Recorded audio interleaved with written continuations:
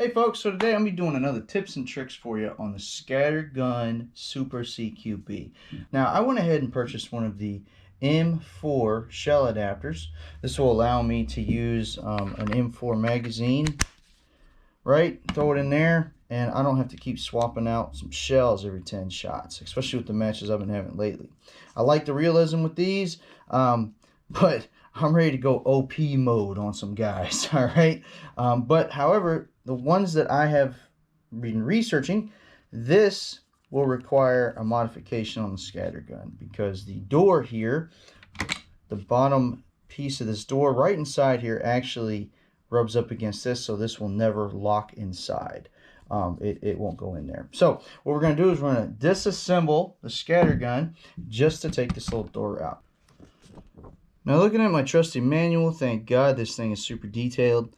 I'm going to have to take off the stock components, right? Take the stock off along with the, I'm going to call it the upper receiver, the metal housing that keeps it all together, and that will allow me to get to the door. So a lot of this is going to be trial and error, but let's dig in. The first thing I'm going to do is I'm going to take the stock off. I know how to do that, so I'm just going to get out my wrench. There we go. Now if you don't have one of these caddies on here, these are going to be push pins, but I got the caddy, so I'm going to get out a screwdriver.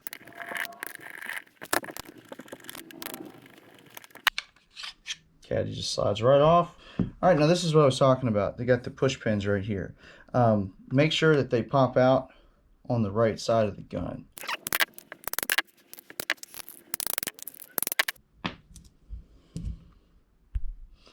Now, I'm going to tell you this. Be very careful when you're pulling this off because of the spring components. Okay?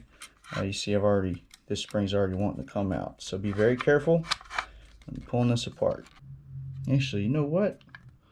I'm not going to need to pull the whole thing apart now that I'm looking at it. I can access the pins on the door without any issue right here. So now I don't have to bring it completely apart. So let's do that. I'm going to do that, save myself a little bit of hassle.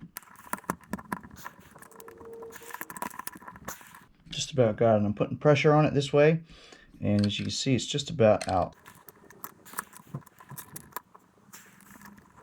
When this pops out, there we go. There we go.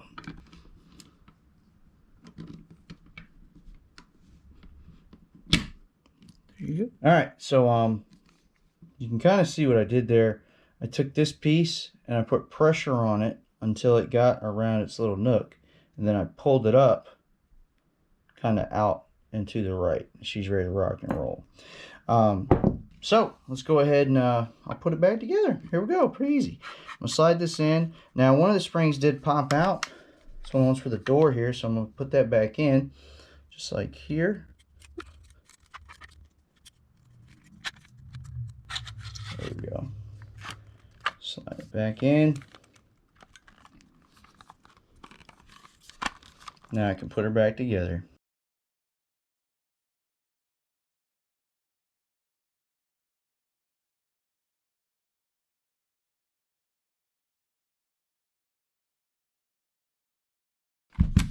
I've got this guy. Now there's a second modification I needed to do. This does go in there perfectly now, but that's because I took off the side rails. Just a flat head. They're just little plastic pins, very easy to modify.